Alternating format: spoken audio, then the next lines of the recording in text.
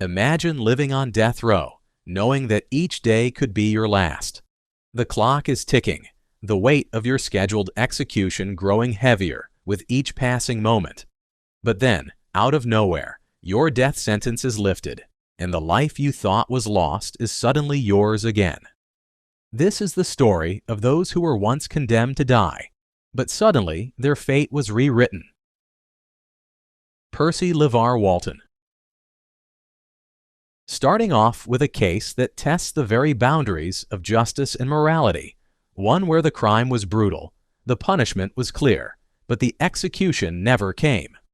Percy LeVar Walton was just 19 years old when he committed a triple murder in Danville, Virginia, back in 1996. His victim was an elderly couple, Elizabeth and Jesse Kendrick Bith, in their early 80s, and a 33-year-old man named Archie Moore. The crime was senseless and cold, and in 1997, Walton was convicted and sentenced to death. Now, you'd think that would be the end of it, but Percy's story took a very different turn.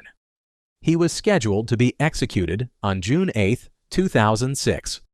Everything was lined up, the clock was ticking, but then, just 1 hour before his execution, Virginia Governor Tim Kaine stepped in and slammed the brakes. Suddenly, they realized that mental health is a thing. You see, there were serious questions swirling about Percy Walton's mental state.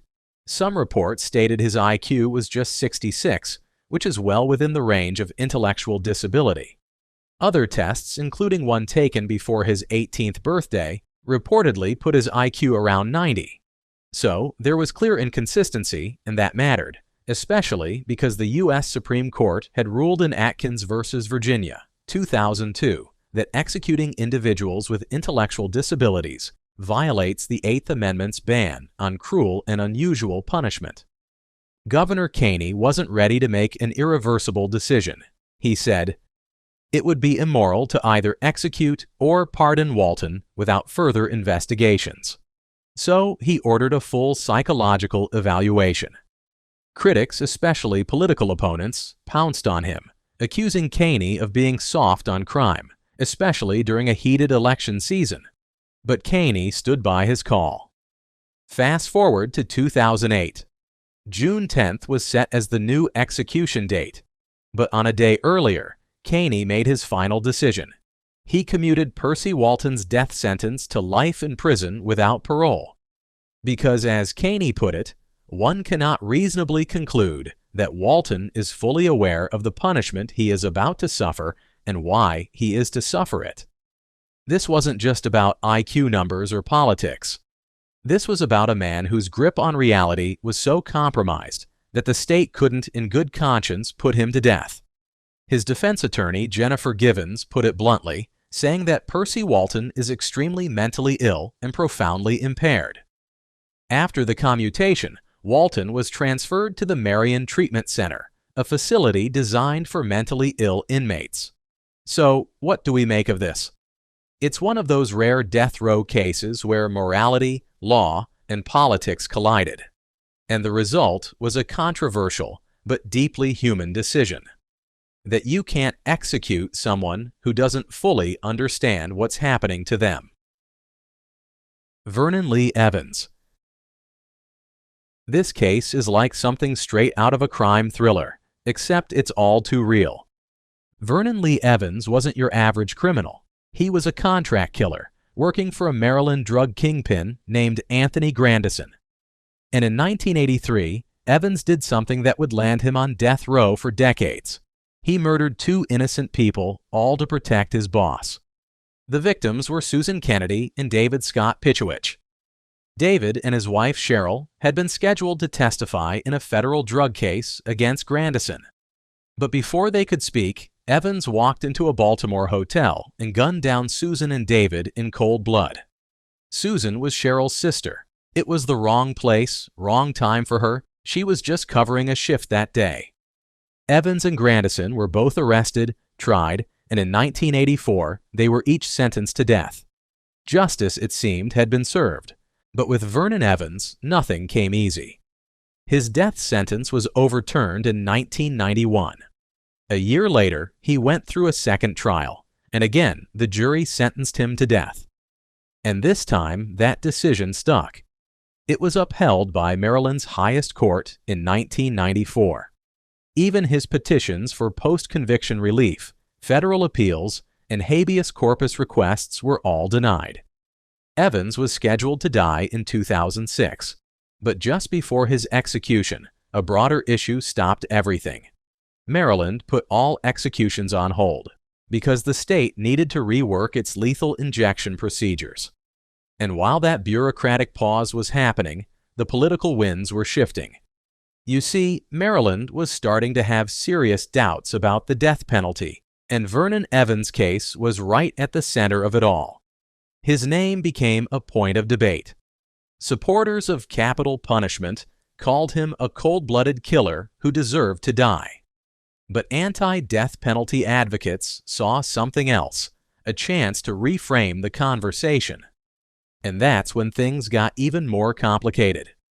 Turns out the Maryland State Police had been spying on anti-death penalty activists for over a year, trying to anticipate protests around Evans' possible execution. The surveillance got exposed and caused a political uproar. Even the governor at the time, Martin O'Malley, was furious. He said it violated the public's right to free speech and assembly. But here's the twist. Vernon Evans didn't just sit quietly on death row. He found a voice. With the help of activists, he started writing a blog. And not just any blog. It was raw, deeply personal, and full of advice, almost like a window into the mind of a man waiting to die. According to the Chicago Tribune, it was a strategic move, part of a larger effort to humanize death row inmates, make the public see them not just as monsters, but as people. In his posts, Evans even claimed he didn't commit the murders, that he was wrongfully convicted. Whether people believed him or not, his writing stirred conversation, and those voices only grew louder. Then in 2013, the Maryland legislature made a huge move. They voted to abolish the death penalty. It didn't automatically apply to people already on death row, but the writing was on the wall. Finally, on December 31, 2014, just before leaving office, Governor O'Malley made it official. He commuted the death sentences of the 4 remaining inmates, including Vernon Evans. At age 65, Evans had spent 3 decades waiting for an execution that would never come. Now he's serving life without the possibility of parole. No more dates with death. No more appeals. Just the quiet, lingering weight of a life sentence. Thomas Bartlett Whitaker. He didn't pull the trigger, but he planned it all. A fake graduation, a staged burglary, a masked gunman, and a whole family annihilated. This is the case of Thomas Bartlett Whitaker, the son who plotted his family's murder and lived to tell the tale. In December 2003, the Whitaker family celebrated a milestone. Bart, the eldest son, was supposedly graduating from Sam Houston State University. They dined, laughed, and toasted to his future. But only hours later, 2 of them would be dead. One critically injured, and the graduate himself playing the part of a survivor in a scene he orchestrated himself. Thomas Bart Whitaker was born on December 31, 1979. From the outside, the Whitakers were the American dream. A hard-working dad, a doting mom, 2 bright sons. Bart went to Clements High School in Sugar Land, Texas, a good school in a good neighborhood. But behind his charming smile, Bart was already planning something sinister. At just 17, he masterminded a string of burglaries, even roping in his friends. Despite a criminal conviction, his parents didn't give up on him. They spoiled him with luxury cars and a lakeside townhouse. They believed in his future. That belief would cost them everything. By 2003, Bart had dropped out of college. But instead of coming clean, he faked it, lied to his parents, told them he was about to graduate. So, on December 10th, the family went out for a fancy dinner at Papa Dough. They even gifted him a $4,000 Rolex to celebrate. Meanwhile, back at their home, a man dressed in black waited with a loaded gun. His name was Chris Brazier, and he wasn't a burglar. He was a killer Bart had hired. Another man, Stephen Champagne, was waiting outside as the getaway driver. This was no random attack. It was a cold, calculated ambush. When the Whitakers returned home, Kevin, Bart's younger brother, walked in first. He was just 19. As soon as he stepped inside, Brashear shot him in the chest. Kevin collapsed and died on the spot. Their mother, Patricia, followed. She too was shot in the chest. Her wounds were critical, but she was still alive. Then came Kent, the father. He was shot in the shoulder, his arm shattered. Bart, knowing exactly what was coming, hung back outside, pretending to grab his phone. Then he ran in after the shots, staged a scuffle with Brashear, and even took a bullet to the arm to sell the lie. Kevin died immediately. Patricia clung to life but died en route to the hospital. Kent miraculously survived and never once suspected his own son. For a while, Bart played the part of grieving survivor. But as the investigation heated up, so did suspicions. 6 months later, Bart vanished, told his father he was going to a club, and never came back. He resurfaced in Mexico under the name Rudy Rios, working at a furniture store, dating a local woman, telling stories about military service in Afghanistan. For over a year, he lived as a ghost until the man who helped him flee turned him in for reward money. In 2005, Bart was arrested in Laredo, Texas. The charade was over, but the legal battle had just begun. Prosecutors didn't offer Bart a plea deal. They wanted justice. During the trial in 2007, the truth came out in eerie detail.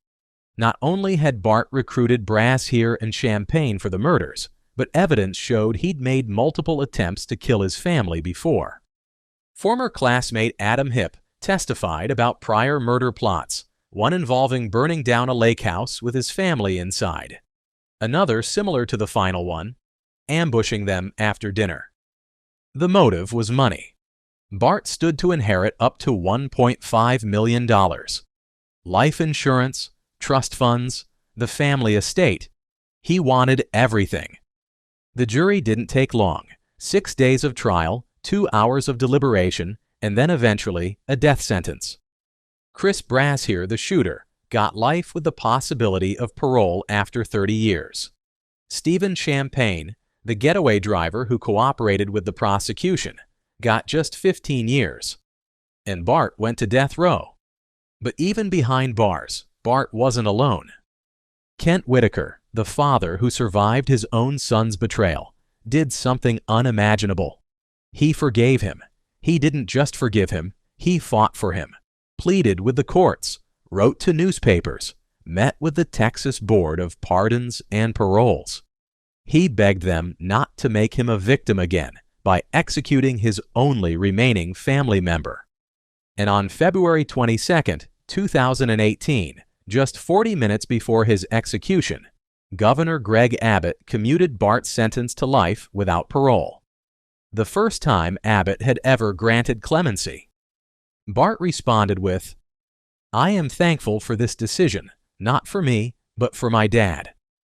He now lives in the McConnell unit in Texas, behind bars for life. Bart has written extensively from prison, claiming to regret his actions, speaking out about justice and rehabilitation. But for many, no amount of words can ever undo what was done. James Allen Gell. Imagine sitting on death row for nearly a decade for a crime you didn't commit. No DNA, no murder weapon with your fingerprints, no confession. Just the word of two 15-year-old girls, scared and caught in their own web of lies. This is what happened to James Allen Gell, a troubled North Carolina teen whose life was caught up in lies. On April 14, 1995, 56-year-old Alan Ray Jenkins was found dead in his home, shot twice in the chest with a shotgun. On the surface, Jenkins looks like just another small-town victim of a brutal crime. But there's more to this story. Jenkins had a history. He'd previously served time for essaying a 14-year-old girl. At the time of his death, he was seeing Crystal Morris, a 15-year-old girl, and regularly hosted her and her friend, Shanna Hall, for wine coolers, and God knows what else. When police arrived at Jenkins' home, they noticed a pan of fish and open wine coolers. He'd clearly had visitors, and Crystal Morris and Shanna Hall became the center of it all. The two girls initially became suspects, but that changed fast. Crystal and Shanna struck a deal with the prosecution. They'd testify against James Gell, Shanna's 17-year-old boyfriend at the time, and in return, they'd get reduced sentences: second-degree murder, 10 years each, no death row for them. In their story, told at Gell's 1998 trial, they said Jenkins invited them over for drinks. Then they called Gell to come rob him. Gell showed up, shotgun in hand, and pulled the trigger. Boom. Jenkins was dead, supposedly on April 3rd, and just like that, Gell was sentenced to death. But there was a problem, a big one: 17 people. 17 eyewitnesses swore they saw Jenkins alive after April 3rd, on April 8th, April 9th, even April 10, in town, buying fish, eating out, just alive. But guess what? Prosecutors never told the defense, never told the jury, and never told the pathologist, Dr. Mary Gilliland, who relied solely on their timeline to estimate time of death. She later said, "If I'd known about those sightings, I would have changed the date of death." They buried evidence, not just one witness, but 17. All of them could have saved James Gell from death row. In 2002, the truth started to crack through. A state superior court overturned Gell's conviction, citing serious prosecutorial misconduct. In 2004, he got a new trial. This time, the jury saw everything: the suppressed witness statements, the tape of Crystal Morris admitting she made up her story, the jail records proving Gell wasn't even in town when Jenkins died. And after 9 years on death row, James Gell walked free. He was the 113th person in the U.S. exonerated after being sentenced to death. But James Gell's case did more than free an innocent man. It changed North Carolina law. Thanks to Gell, prosecutors are now required to turn over their entire file in felony cases. Every note, every witness, every shred of evidence. No more secrets. And that's the silver lining to this tragedy, that his suffering might save someone else from dying for a crime they didn't commit. Maurice Bickham. Maurice Bickham was born on June 6, 1917, the grandson of enslaved Africans, and lived much of his early life in Mississippi and Louisiana. A veteran of World War II, Bickham served in the U.S. Navy and was stationed at Pearl Harbor during the war.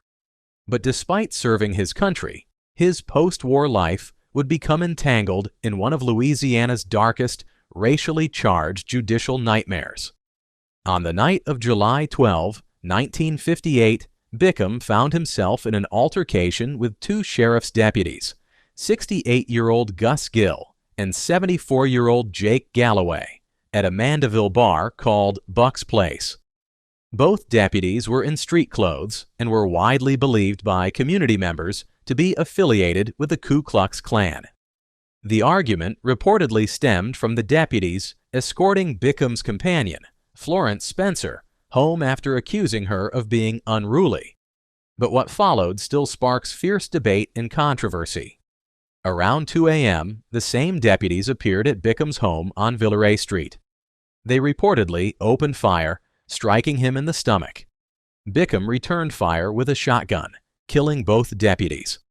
He was arrested a few hours later at Baton Rouge Hospital.